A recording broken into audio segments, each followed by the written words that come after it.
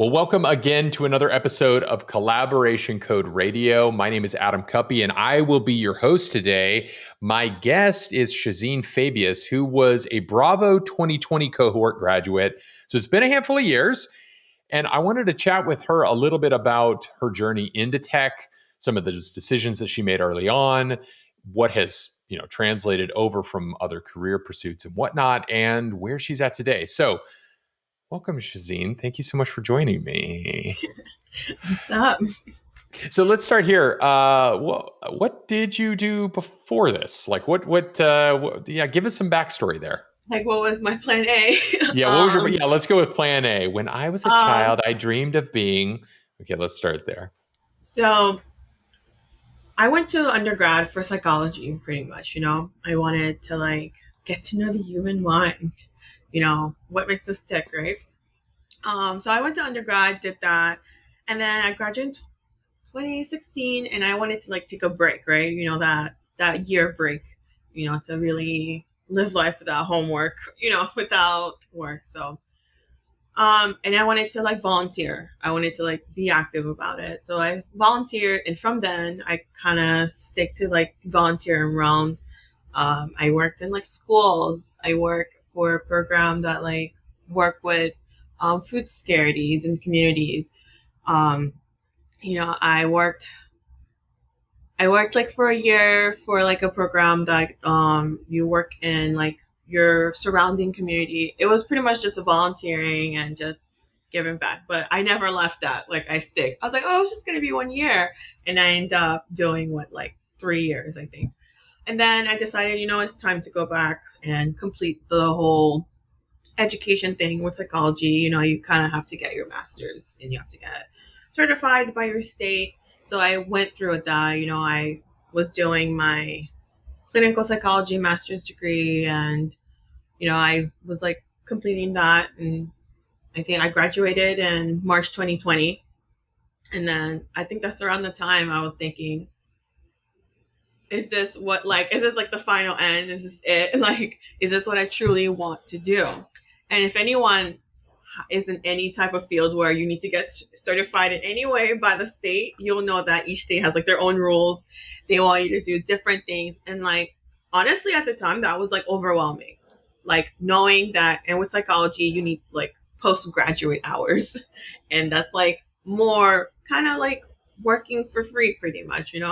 So that was honestly overwhelming. And then with California has Mm-hmm. so many roles, especially, and with this with clinical therapy, there was definitely a lot of rules. And I did figure it out at some point. I even took my tests. I even signed up for that. I had my envelope with my certification stuff ready to get sent, but I was still I don't know. I don't know if this is it. I don't know. So I was holding it on to it. But at the same time, I always say I had a month of just floating around from graduating to just trying to feeling hesitation. Is this really it? Is this what I want to do? I was just floating around for a month, not knowing what to Mm-hmm. do. I was like, who am I? So, Uh-huh.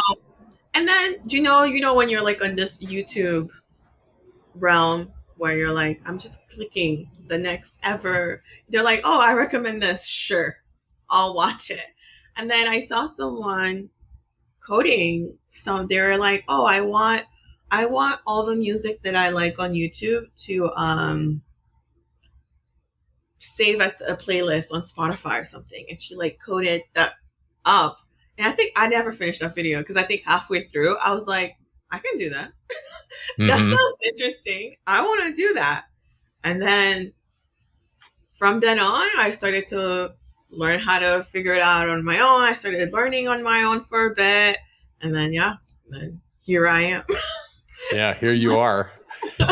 Yeah, I would imagine, finishing up your degree in March 2020 in psychology was you would walked into a global PhD directly following that. Yeah, pretty Yeah, much. a little something happened in 2020 of March. Yeah, for sure. So Yeah.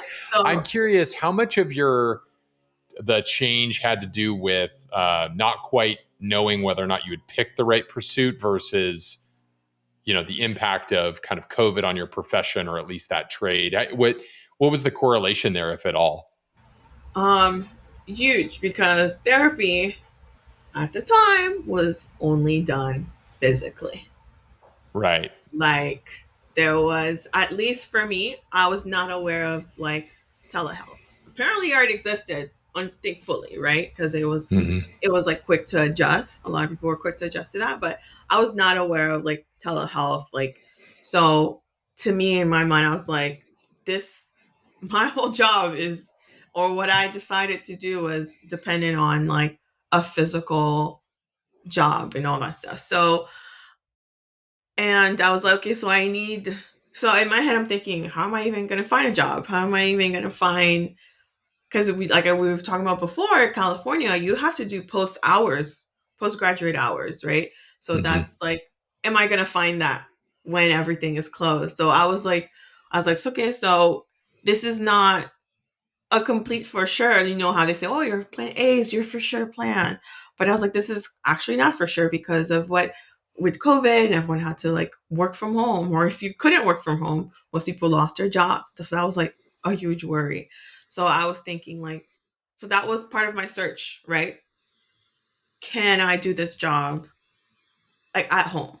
So like when I first started to learn about Right. like software engineer coding, I was searching, oh, can you do coding at home? Can you get jobs? And I kind of got into the realm of remote work. Like I was not really aware of that. Like I've never had a job where I had to work remote, right?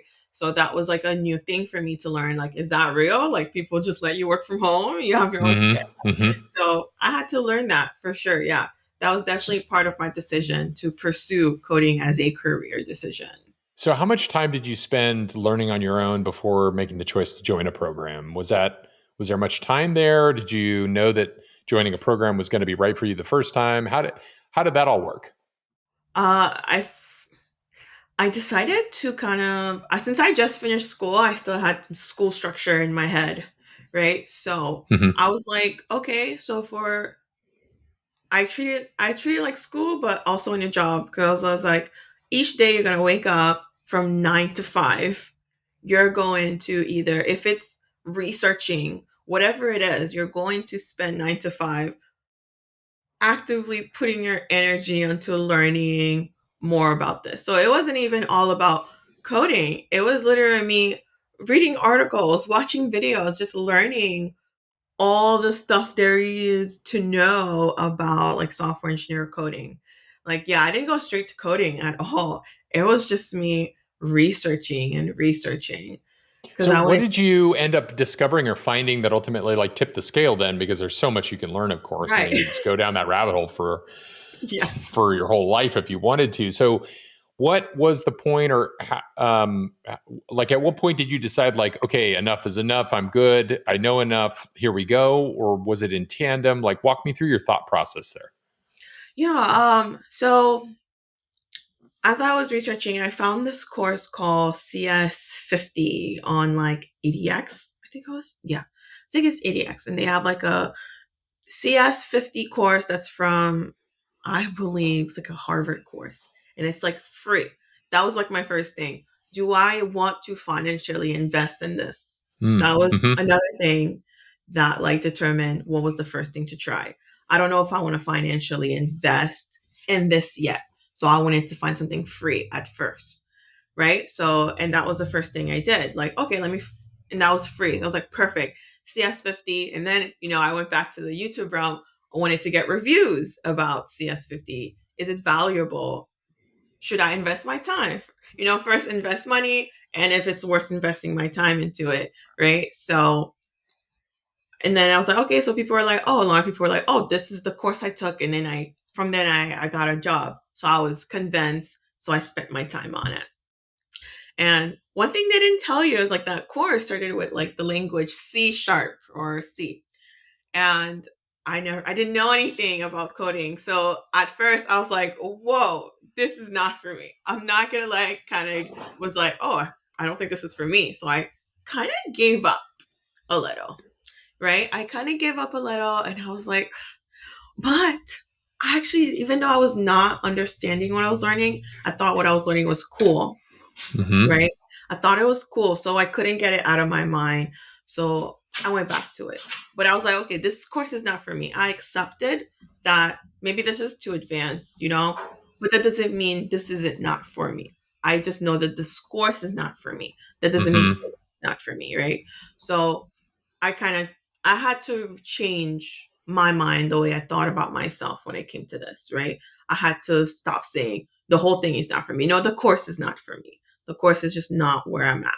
So I kept searching and then I learned about Udemy. The best thing that has ever happened, right? I learned about Udemy and thankfully they were like having their sale. And then I found this course about like, oh, full stack boot camp. Didn't know what that was yet, but it was like a full stack boot camp and it was like $13.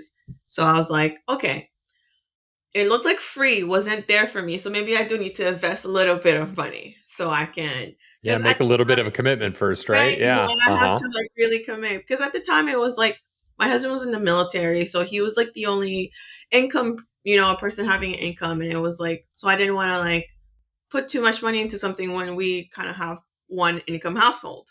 But I was like, I have to make that step. It's either I make the step or just send the mail to California State and get certified. You can't, like, yes, we want to do free, but I have to like make the decision and really put my foot down and commit. So I committed, spent that $13, and I was like, okay, cool. And it was good because you start with HTML. So you get that positive reinforcement. Like HTML is not hard. You're just seeing something appear in a web browser. It was just amazing. It doesn't matter if it was just HTML. So I never tell anyone, oh, start with JavaScript. Start with something that makes you feel good, right? HTML, seeing something happen. CSS, everyone loves CSS, right? Because you physically see something. It's later when you get to advanced CSS and you're like, oh my gosh, right? But starting that Udemy course really helped me make that decision because I actually started to feel confident about myself. Just starting small, building that confidence, and then that's when I was like, okay, I can do this. And I really was like 8 to 5 on that Udemy course, getting stuff done, 8 to 5, 8 to 5. And I was like, okay, this is it. I'm doing this. So I put that envelope with my certification stuff, I put it away because I was like, I am committing to this. I like this. I feel like I'm good at it. I can figure things out on my own because it was just me, like I'm learning on my own. And I was like, I'm good at this. I'm committing. So that's pretty much that building that confidence. Not even just the Udemy course. I would just say do what helps you build your confidence, pretty much. Yeah. I like that. It's often a big, deep misunderstanding about joining a larger program that you have to take such a leap out the gates. And we tell this to folks going through the enrollment process all the time. Like, hey, if you want to get your feet wet, there is a whole lot of ways to do that that do not cost you literally anything but your time. And to that extent, get an idea for whether or not you enjoy that process. Yeah. Because being a developer, even if it's lucrative, if you're spending your days doing something you really don't enjoy, I mean, that that can't possibly be Burnout. great, Really good for cool. you, Yeah. right? I mean, yeah, you end up burned out, you end up just kind of on the wrong side of the equation. Yeah, you might be making reasonable money, but you're not enjoying anything any more than you Right. were before. And so, yeah, starting with Udemy or Free Code Camp or one of the uncountable amount of Free code camp. ways to try it out. Yeah, for sure. And so, taking that first leap, I think you mentioned something in there, though, that I really do advocate for, which is, and at the same time, find the point where you do make a commitment that pushes you a little outside that comfort zone. Like you said, being a single income household and saying like, hey, I'm gonna make this, I'm gonna invest even this $15 or $50, whatever it is. That's like, yeah, but I'm gonna invest with hard earned cash and Mhm. time into this future. It kind of emboldens a person oftentimes, and that's what I was hearing from you say is like, it like made me a little just that much more committed to stay focused and find something that did work, even though that EDX course didn't speak to you, something else did. So I really honor and applaud that. That's great. Were there any other decisions or things you felt you and or with your husband or family had to sit down and account for or think about before making an even bolder leap into something bigger than just Udemy or another course like it, whether it was even jumping all the way into a cohort at Learn or something that was even a greater stair step? Were there any more things you had to put into consideration that you could walk through? I definitely had to talk to my husband and say, hey, so I'm deciding to like, I know I went to school for like 7 years for this, but I think I want to change my mind. So even just making my partner aware of that and like telling him, hey, I think I want to do this. And thankfully, I had a supportive husband, right? He was like, sure, go ahead. Not knowing that his school is going to be successful, he's like, sure, go ahead. So it was like having that, that blind confidence in me also helped me, right? Like having Mm-hmm. someone just blindly say, sure, yeah, go ahead. And then, so that helped me. That was like, okay, I need to hold myself accountable because, you know, it's not just me here, And so I'm like, that helped me hold myself accountable. So, and then, so my step to like learn how to code was like, it's like up and down because I first decided to go to like a boot camp, and that was like a 30K boot camp. So that was like a huge conversation, I was like 30K. So that was like, but in my head, I was like, I got this. I will get a job. So this will not be a problem. So I had to kind of have that blissful ignorance confidence in myself. I'm not going to lie. You kind of have to have that, right? Mm-hmm. Because there's always gonna be the what if this fails. Of course there is what if this fails. So having like that blind confidence in myself and my partner had kind of having that blind confidence in me, it really helped me. Like it really forced me to go heads down and focus. And then from there, and then also admitting when things don't work for you. Like even though you did have that blind Mm-hmm. confidence, I think it's before you take to go too far, just admitting, okay, this is not going to work for me because that first boot camp I went to did not work for me. Their structure did not work for me. I needed when I decided to join a boot camp, it's because I felt like I needed guidance. Like if I'm going to take this seriously, I need to find someone who already knows how to do this. Like one advice I've heard was like, you are not born knowing everything. The thing you want to know, someone already knows it. So find them, find the information. So that was my want to go into like a type of a program. But after the first boot camp didn't work for me, I was like, I still want that guidance. So my thing was like, maybe I need to go in person. And I think around that time, they were starting to allow people to like go back in groups just with masks and white spaces, so like COVID was like still around but not as rigid as it was like no one outside, they were starting. So my thought was like find something local in San Diego, maybe I'll get that guidance that I need. So I was like, okay, I'm searching for something, a boot camp, and thankfully I found Learn that was in San Diego. But I was like, that's another investment money. So that was another conversation, right? Do I want to join another boot camp when I already did one for like 10 months, honestly? So I was like, I put effort on a boot camp for 10 months and it didn't work out. But I still learned. But I just didn't. You can learn how to code, but there's so much more to coding. You need to understand the industry. Like when it like software engineer is not like a regular, oh, I'm gonna apply and interview and I get in. No. There's like steps to interviewing when it comes to software engineer. And I didn't know any of that.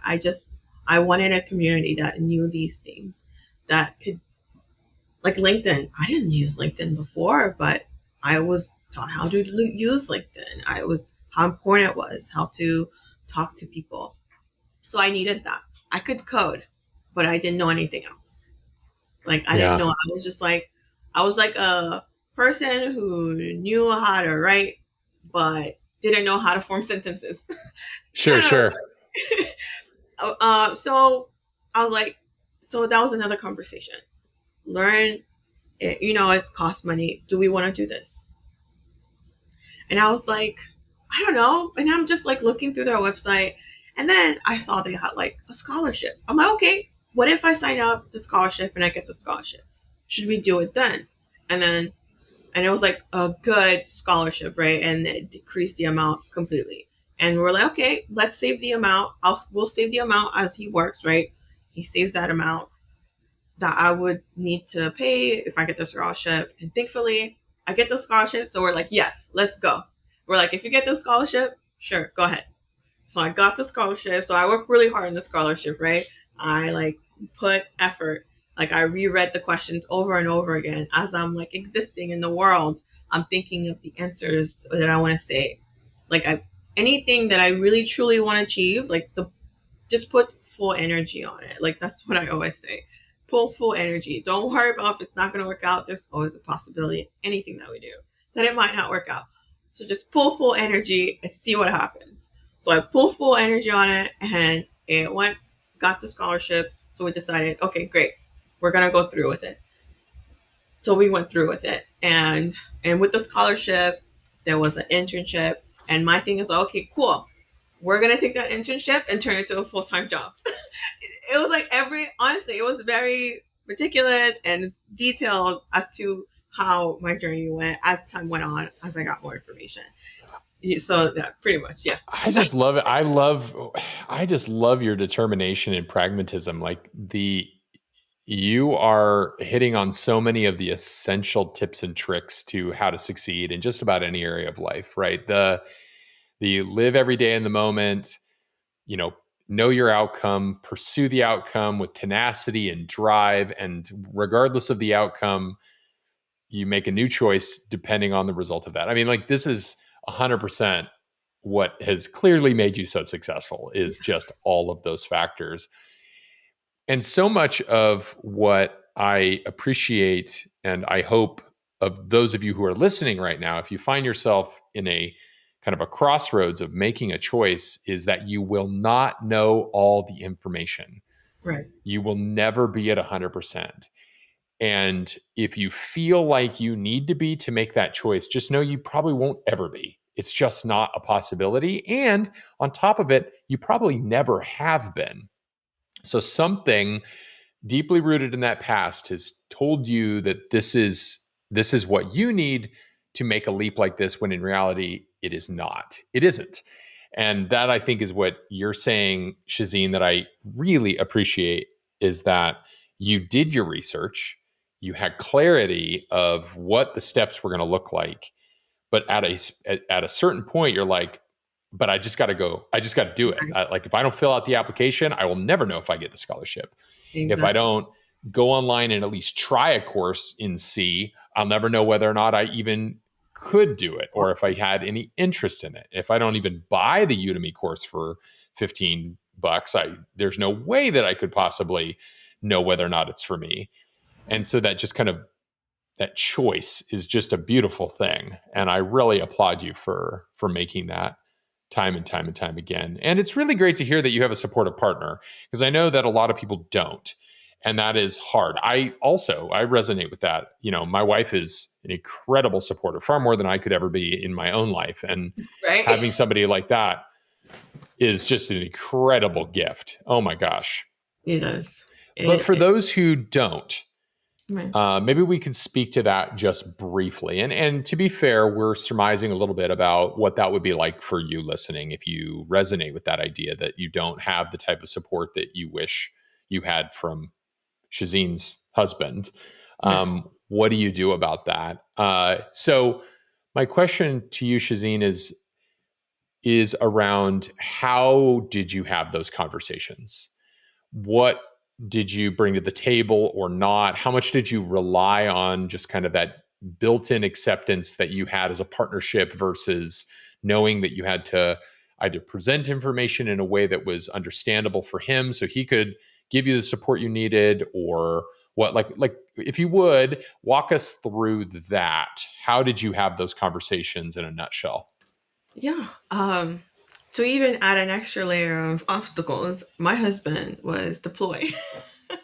There you So, go. so so he, so he what you're was saying is you just sent him an email and you're like, honey, bought a right. thing. Or was giving him this horrible like service. And it's like half deployed and then half he was like in a school in Virginia, I believe. I believe it was Virginia. So our conversation didn't happen. Like I'm making the decisions. Like I'm like, okay, I'm making the commitment while I'm home, but I know I need to like then even though I'm like, yeah, this is what I want to do, but I still need to like not be attached to it too much because what if we have the conversation and he makes sense? You know, what if he's like, well, we don't know, I don't know how the conversation is going to go. But the point is, I know that it's like I always have a plan A and plan B. Like I said, right? Like depends on like how it goes, right? If it's like a yes, go for it. Okay, I know what to do to go for it. If he says, if we have the conversation, we're like, maybe we should just continue with the investment you already made with school, blah, blah. I'm okay, cool. I already had my letter ready. I already signed up for my test. So it's being honest with yourself too, like before you even start the conversation. And then, waiting for us to have the conversation. It's me, I'm presenting all the possible benefits and how Uh-huh. I You feel got to like, sell the vision. You're selling the right, you vision. got to sell the vision. Sell the vision. So I'm like, oh, here's all the benefits and here's all the things, here's the plan that I have. I have to show that I'm not like bushy, bright eyes, just blissfully going into this. I showed that I have a plan and I express that I'm aware of what is on the line. You kind of Mm. Mm-hmm. want to be heard, you want your decision to be approved by your partner, but you also have to remember your partner is existing in this conversation. you know Yeah. I think that's what it is. It wasn't just I want to do this and if you say no, you're a bad partner, because it doesn't work like that. Right. It's more like I want to do this and I'm aware of what your stake is in this. What do you think? And Yeah, here's that's my great. plan. I got a plan. That's great. Yeah. I love that. So much of that resonates for me too. Like I've been with my wife now for 21 years and it's like there's no doubt that our partnership has heavily evolved over time and part of that evolution has been towards how we talk about what we need and recognize that part of that equation in being a partnership is that it will have impact in her life too and vice versa. And so, me making the choice to make a big career shift has a direct impact on her, one way or the other, whether it's where we live or how much money we make or Mhm. how dependent we are on her income or not. All of those things, they have a direct impact on her. And like you said, and totally resonates for me, is acknowledging that Mhm. and creating space to have conversation around those things and to be willing to sit and listen and really evaluate those choices along with selling your vision. Yeah. I there's something I know this when my wife had chosen to go down to San Diego to get a master's degree, even after she had already started her pursuit as a teacher. And she I remember her entering our conversation about making this choice to go get another Right. $75,000 degree after Yep. she already had one and was already making money of like, yeah, I'm going to quit that.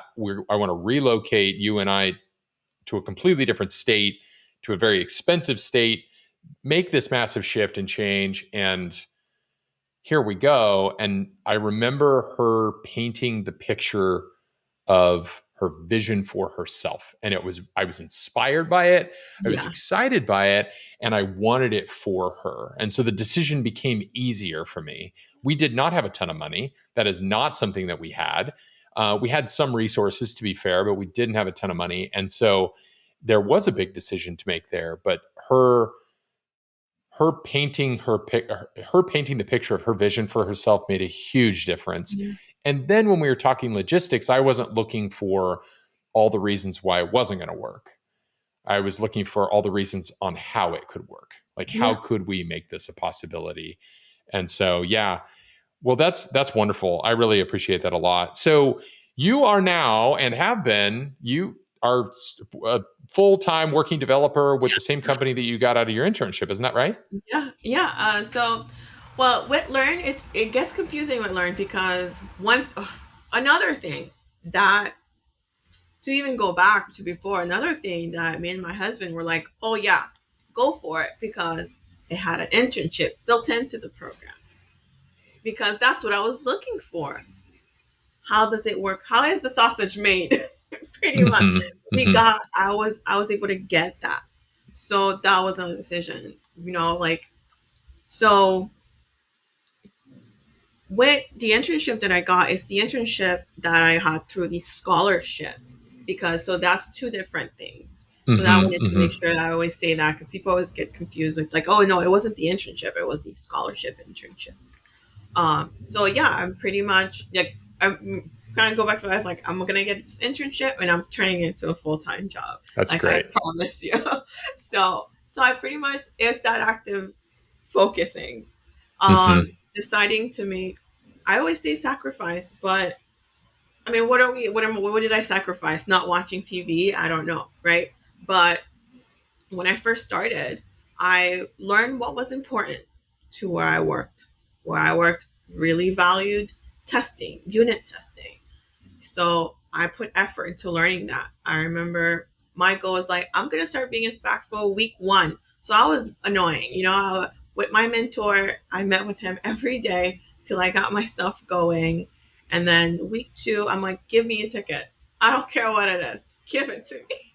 I'll figure it out. Because I've got this far, I can figure the ticket out. So they value testing. So I was like, I put effort into testing. I would like stay up till 2 a.m. and figuring out how to do unit testing in Java. But what's funny is I didn't express that I stayed up till 2 a.m. They just thought I did it at the timely manner.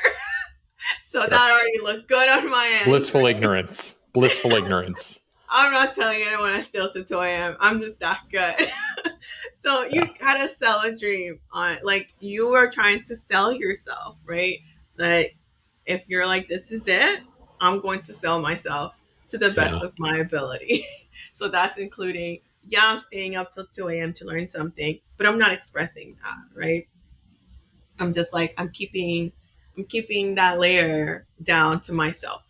So from then on, I still keep that same attitude even till now. Like I never think I'm like too good or I've already made it. Like I keep that same attitude like I'm still learning. I'm still trying Mm-hmm. to sell myself to make sure that I can support myself and my lifestyle, right? Yeah. So yeah, so that's pretty much what I did. I did the same thing I did when I was learning.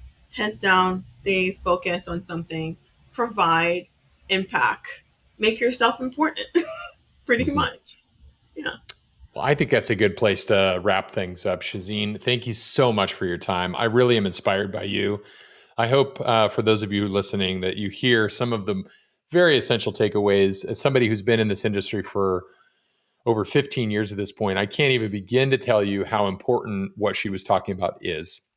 Not only to taking the leap, evaluating it, but even more than that is how do you continually find success at it, right? Having that outcome, pursuing it tenaciously, modifying and adjusting when necessary, always being open, and of course, really building support from those around you. And if you can't tell, incredible positivity. Like your positivity is wonderful. So I applaud you deeply. And so anything else before we go, Shazeen? Anything you want to say to our audience as we wrap up? One thing I would be honest with yourself because the longer you're trying to bang your head against something, it's not going to help you. That's what I always say. Be honest with yourself. And if you need to bail on something and try something new, do it because it won't help to keep trying to fit a square into a circle. It won't work. Wonderful. Well, with that, to each of you listening, thank you so much for joining us. Tune in next time. We will have another interview with another alumni of ours. And I hope that this has been helpful. You're welcome to reach out at any point. We are found all over the internet at Learn Academy. And with that being said, thank you so much and have a wonderful, wonderful day.